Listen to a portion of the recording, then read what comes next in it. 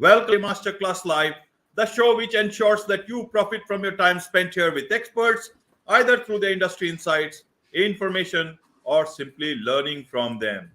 And today we have Kevin Snow, digital sales tech expert, sales process optimizer. He's also the host of a great podcast called Growth Mood Podcast. He's an author, public speaker, serial entrepreneur. Welcome to the show, Kevin. Yeah, thanks for having me, AJ. This is awesome. I'm really excited to have a really cool conversation with you about sales this morning. Wonderful. Yes, indeed. And sales is a big problem for a lot of people, especially sales, small businesses. So we'll try to focus a bit more on the small businesses. You can also add the larger businesses into this conversation, but let's try to look at, because small businesses are the ones who do not have that wherewithal to actually go for lead generation to lead to sales. But first, let me start by asking, you say that you should stop trying to close the sale, and this is what you should do instead. What is it this instead all about? Help us from there. So salespeople are really a lot of times myopically focused on one thing, and that's getting that big yes at the end and getting them to say, yes, I want to give you money, and which is awesome because that's where you want to get.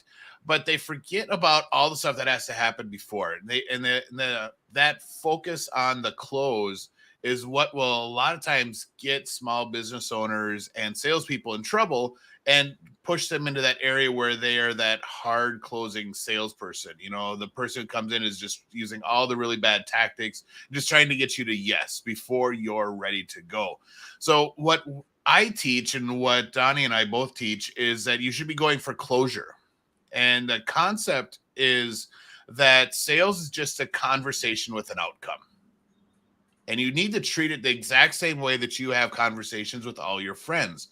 If I'm calling you one day, AJ, and saying, hey, let's go grab a drink after work, and you're like, yeah, that's awesome, I'd love to do that.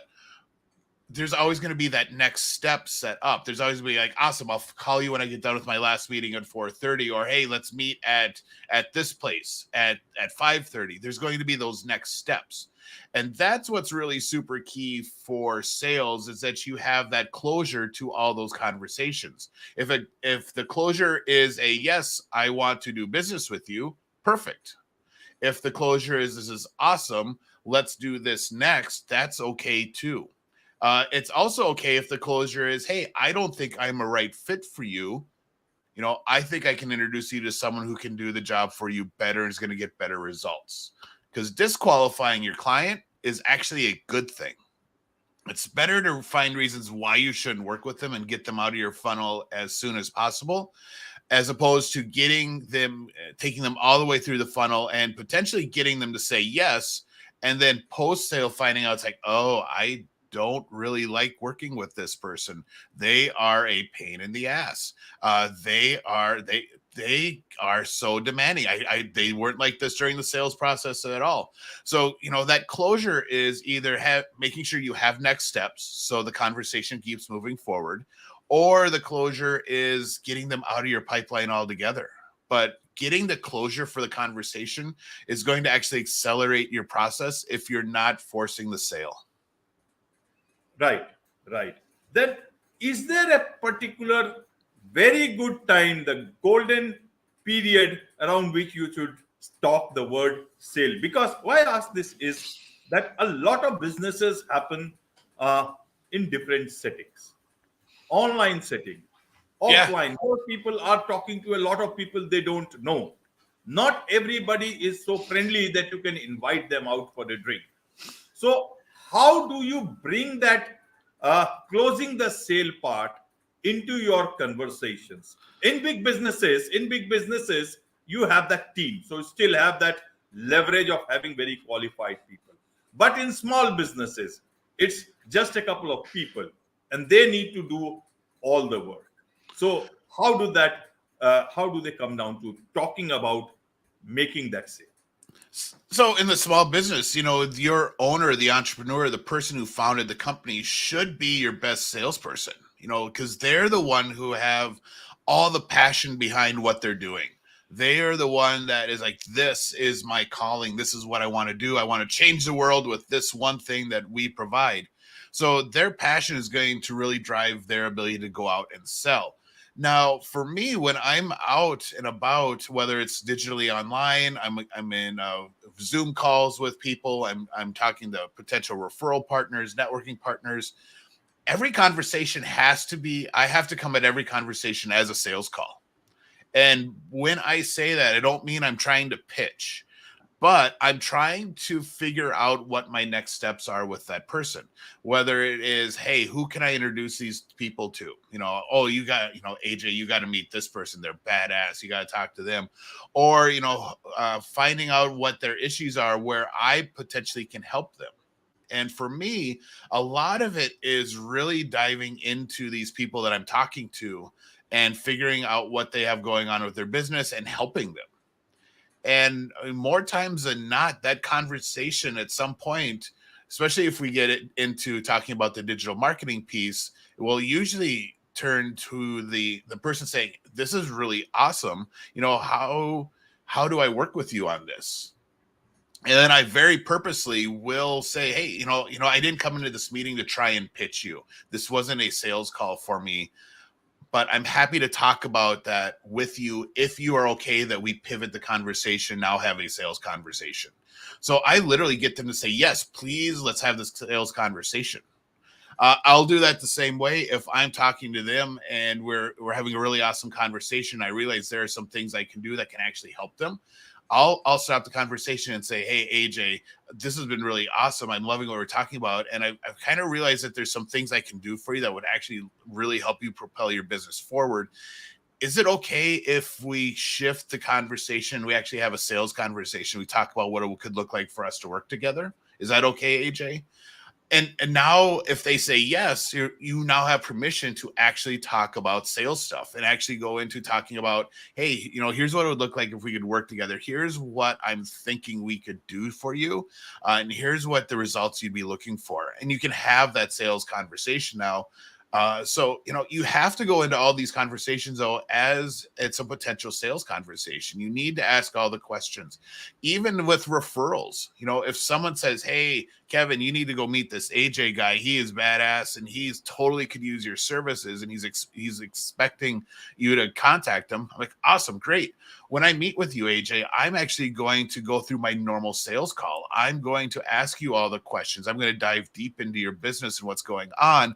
I'm not just going to come in and assume the sale, because that's where people are like, oh, this Kevin, he's such a sales.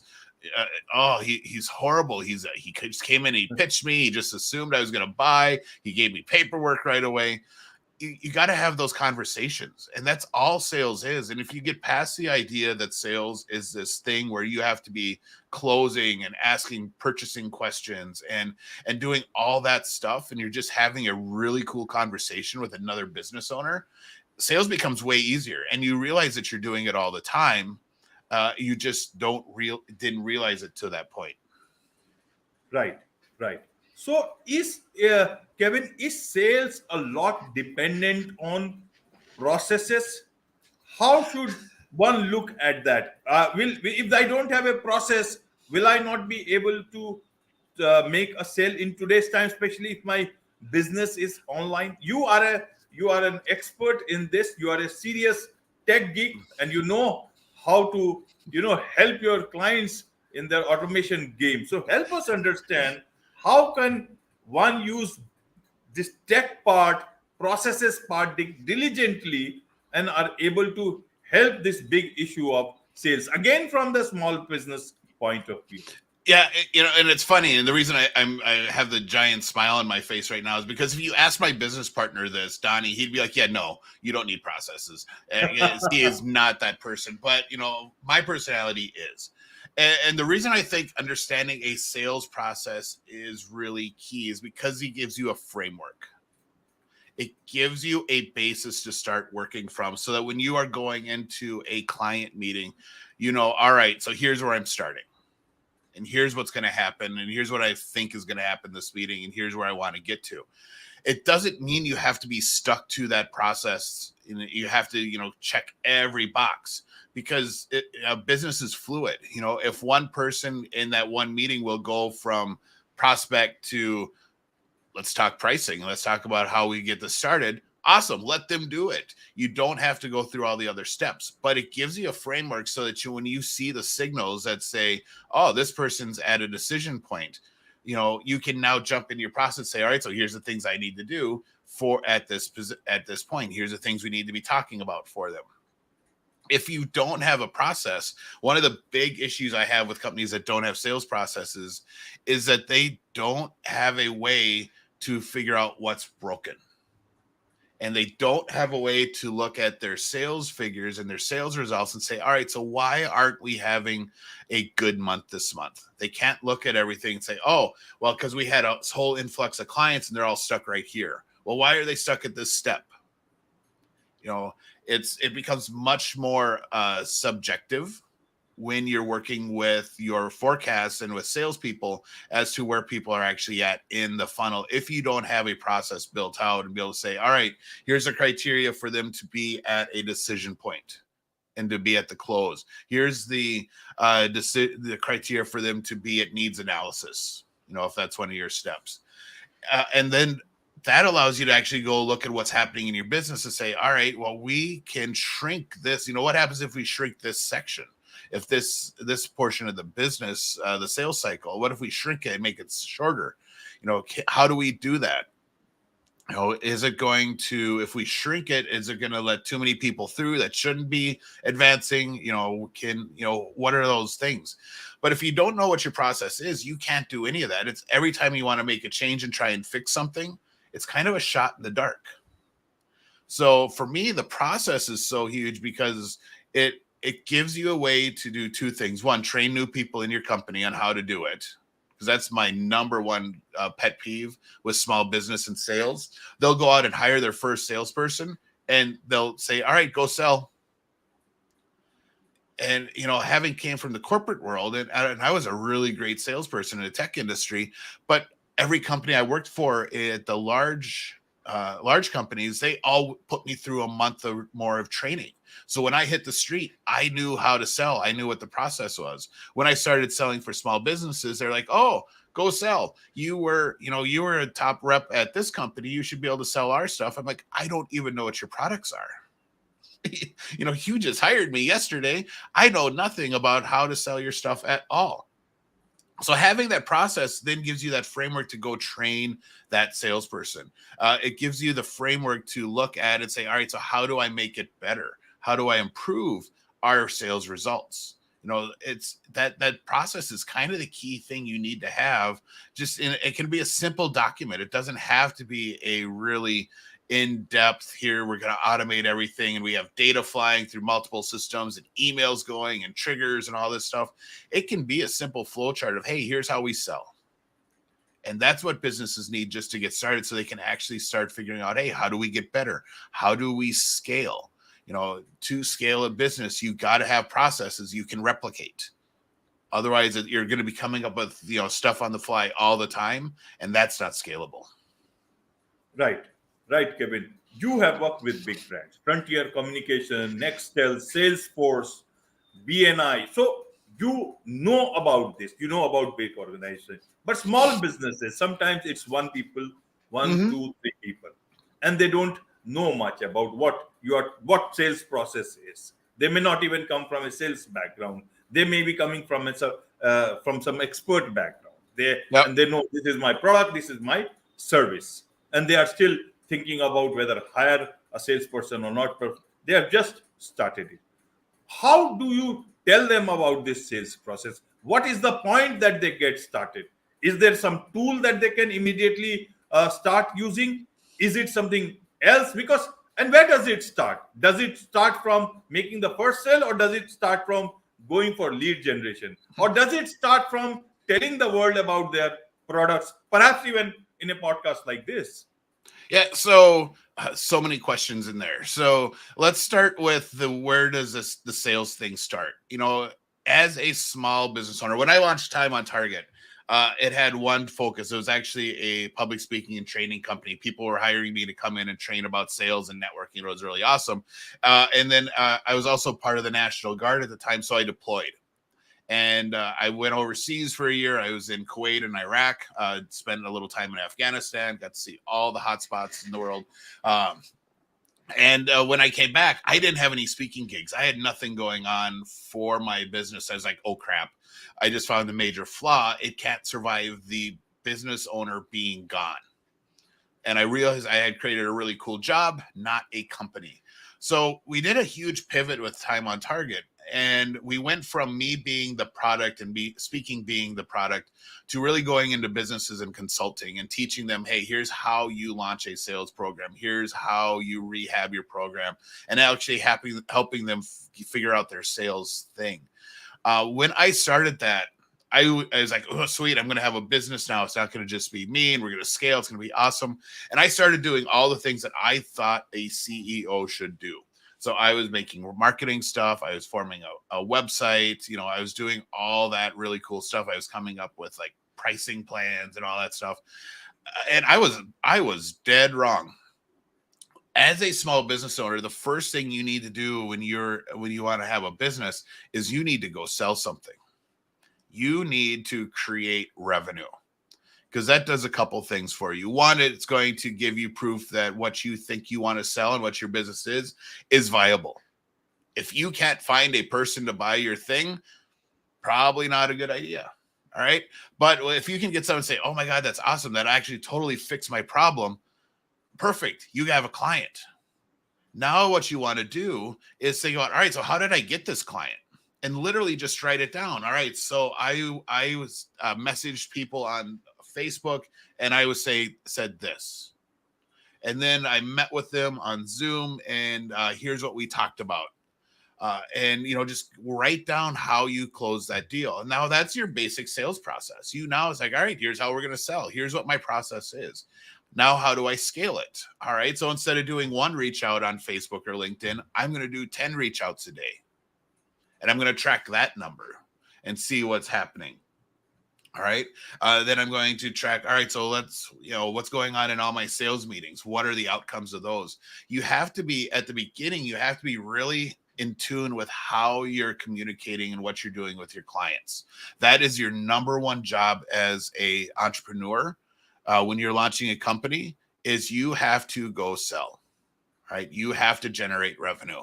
Once you have revenue coming in, and hopefully your product and service is a monthly recurring one where you can get it's a subscription base and you get money every month from these people, because now you have money coming in. Now you can start looking at other things that you want to do. Do I want to do some automation with people that I've reached out to but weren't ready to buy? How do I want to nurture them and get them back into sales conversation later? Do I want to have a podcast? Podcasts are awesome. I think every business owner should have one, but they aren't the first thing a business owner should do. Once you have clients and you have money, now you can start doing the other cool stuff that are the more CEO business owner things.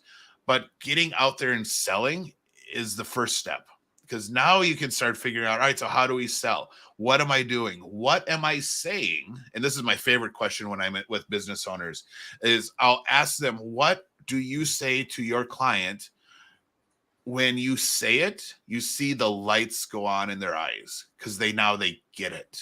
They understand what you're doing and what you're offering and what you can do for them. And it's funny because most business owners, when I ask them, they're like, oh, wow, I've never really paid attention. How are you not paying attention to the responses you're getting from prospects? Right. That was, and I tend to be a little bit more analytical, so that's probably why I do it. But, when I was learning my sales game back at Nextel, when I got certain reactions from doing things out of the ordinary, I was like, oh, that was interesting. I wonder if other people will do that. And that became my test bed. It's like, I'm going to try that with another client. Well, that worked there too. This might be a good thing, that I need to shift my process around for how I sold to include this step. Now, how does that impact everything else? So, you have to be paying attention to your clients. If you've been in business for a while and you got a bunch of clients already, you're trying to figure out, hey, how do I figure out what my sales process is? it's kind of the same thing. You still have to just go look, all right, so how do I sell? What are the major steps that I go through when I'm selling to a client, and write them down. Now, the added advantage people have if they have clients already is they can go talk to their clients. If your clients like you and you're doing a great job, and you go to them and say, hey, AJ, so we're working on how we interact with our clients and our prospects and how we sell. And we love working with you. And we'd love to get some feedback from you about how we did in the sales process and what we could do better. Could I set up a time with you?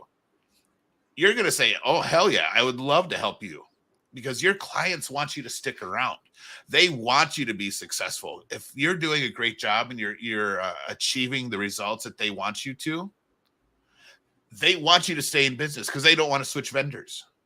So if they get a chance to help you be better and grow and be able to do more stuff for them, they're going to jump at it. But most business owners are super scared to talk to their clients and ask them these kinds of questions. And it's because they're afraid the client might say something negative and it might burst their bubble. The client's not saying it negative to be mean. They're saying it to help you grow and to help you be better. And that feedback from your clients about how you sell and the process you're going through is really key. Most of my clients, when we walk them through that type of communication with their clients, and normally when I'm working with a client, we're doing that, I won't even let my client in the room. I'll do the interview with their client individually. So now the client feels more free to talk because, I'm not their vendor. Most of them are really shocked to find out that they got into the sales conversation too soon. Most people think, oh my God, someone downloaded a thing from my website. We need to call them right now. Right. No, you need to have some sort of interaction with them, but having a salesperson call them may not be the right move.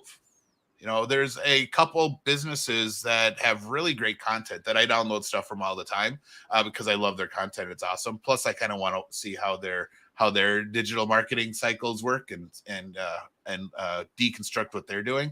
But I'll download something and I'll get the email, and then I'll literally within like 5 minutes later get a call from one of their reps because I am on a potential partner list for them.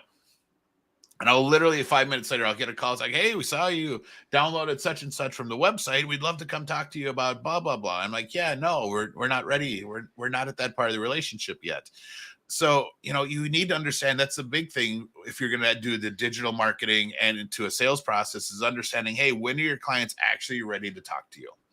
But, if you don't have that conversation with your clients, you're only going to be able to go by what your salespeople are saying. And as salespeople, we live on hopium. Everything that hits our pipeline is going to close. We are going to have the best month ever. Today's the 31st of March for me. When I manage salespeople, someone might get a new lead today. It's like, yeah, I totally can close it this month. I'm like, today's the last day of the month. Do you think you can close a major company in one day? I don't think that is possible. But that's how we think. We're like, yeah, we totally can close this. We can get this done today. I'm going to call them right now and we'll get it in before I close the business. But that's how we work.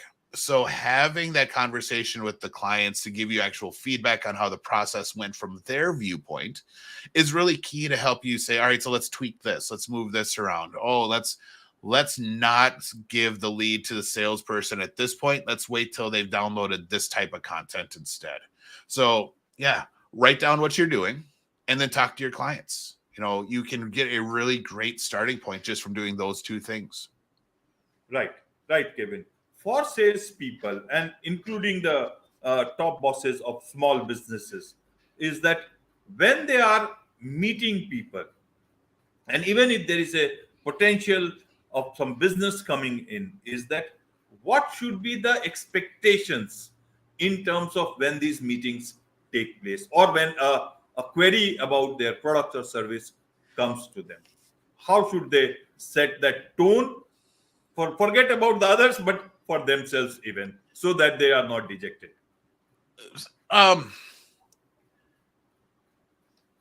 That's a really hard question. So when I go into a sales call, I have to go in with the assumption that I'm going to close the deal. I can't go into a call expecting it to not close. Um, if I go in that way, it's not going to be the same conversation. I need to go in with that some level of confidence that, hey, I can close this deal. Here's what's going to happen, and here's how we're going to do it. But then I still have to remain flexible enough to not, if it doesn't close that specific meeting, that I still know the road ahead. So I expect all the stuff I meet to close. But I'm also realistic that because I know I go into especially initial meetings with people that I think would be awesome to have as a client with the outlook of, hey, I'm here now to try and get them out of my pipeline. So, I have this kind of teeter-totter I have to balance on when I go into new client calls, because I'm actively trying to get them out of my pipeline because I don't want to work with bad clients. Right. But I also have to go and say, I can close this. Even if I disqualify them, I know that I could have closed it if I wanted to. And it's much better for me because I'm now able, if I'm disqualifying it, I'm able to say, I don't think I'm a good fit for you. It's no longer me getting told no. It's now me telling them, hey, I'm not the right one. I'm not going to get you the results you need. Let me introduce you to AJ. AJ is really good, and he actually works with clients just like you, and he's going to do wonders for you. So, I go in, I have to think I'm closing it. And I also have to think, because I do it a lot now, one call closes for digital marketing. I go in and I expect to close the deal that time. I don't want to do a ton of follow-up. I don't want to have, 3 weeks down the road. So it's like, all right, so when are we going to start this project? I have too much going on as a business owner. So I go in with the expectation that I'm going to have a badass conversation. I'm going to figure out if there's a way that I'm either going to introduce them to some really cool people that's going to help them grow their business. I'm going to find a way that I can help them grow their business, and I'm going to sell them something, or I'm going to discover they're not a good fit for me. And I'm going to introduce them to someone else that can. So either way, the ending is a good ending. It's a positive outcome for my business, no matter how it happens. Right, right, Kevin. You know a lot about B2B sales, and you are perhaps the best person for us, and the best person, obviously, for this masterclass tonight. One thing is that a small business can have an online presence, and they Mhm. do try to get their clients. And suppose if it's a online clothing small firm just trying to come up, and they sell whatever they can sell online, and they want to break into the B2B sales part, into the corporate uh, clientele.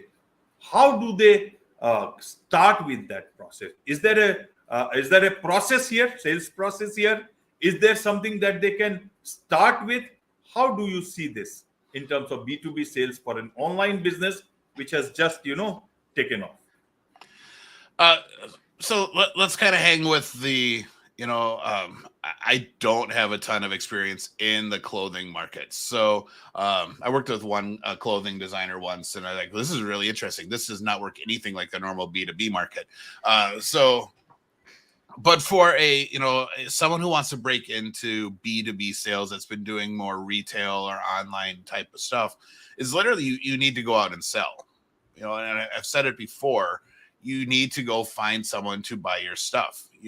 So starting off, you need to think about, all right, who's in my network that owns a business?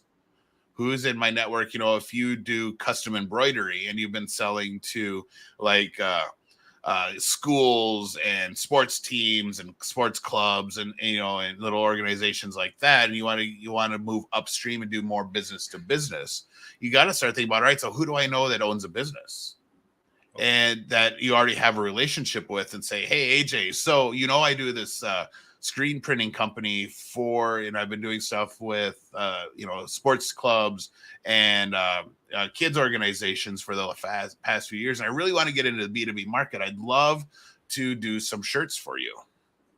I'd love to get on your vendor list. And that's the easiest way, because most companies, especially if you're doing a printed thing, you're a commercial printer, doing shirts, marketing stuff like that, will have multiple vendors. They have their main vendor they'll go to, but then they have 2 or 3 additional ones that are a backup list.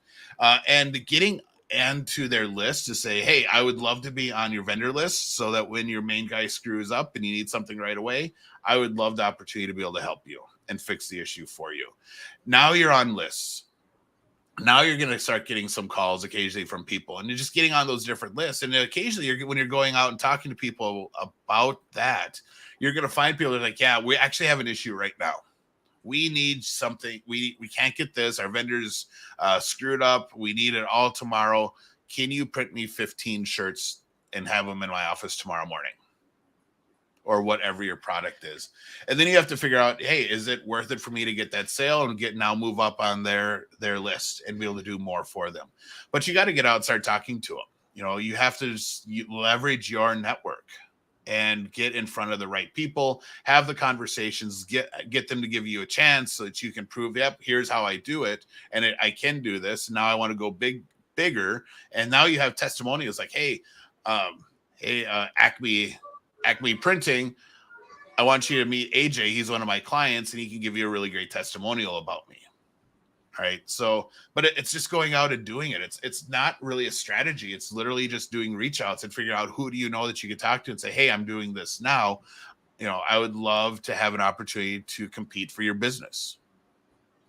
Right, Kevin. There is so much to learn about sales. Whoever it is, big business, small business, and especially small businesses need to continuously learn if they have to sell and to scale up. And so this podcast will not be enough for them to know all about sales. For more, they will have to come to you.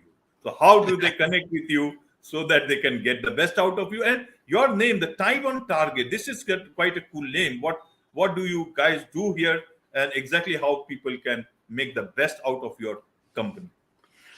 So Time on Target, the goal, the name came about because we wanted to really shrink how long it takes people to hit their sales targets.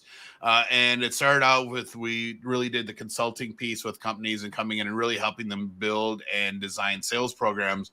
And over the years, we've really just niched down now to where what we do is literally walk into businesses and help them figure out how they sell, how their clients make purchasing decisions, and then how to integrate technology like CRMs and email marketing into that process so that the process goes faster and more people exit the process having said yes. So sales go up, sales cycle goes down, and their company is making more money and they're more profitable. So that's what we do. So we do a ton of stuff helping people figure out how to do the online sales piece with an actual real salesperson at the same time. So the best way to get a hold of me and connect with me is just on LinkedIn. And to find me on LinkedIn, Kevin E. Snow is my username there. And just find me and connect. I do monthly workshops on sales and networking. I do all kinds of posts about how to be a better salesperson and to grow your revenue. So there's a ton of content there, and that's the easiest way. If you want more hands-on help, just message me there, and I'm excited to talk to people. Wonderful. With this, it's a wrap on this very special edition of the KJ Masterclass Live. Thank you so much indeed for joining us.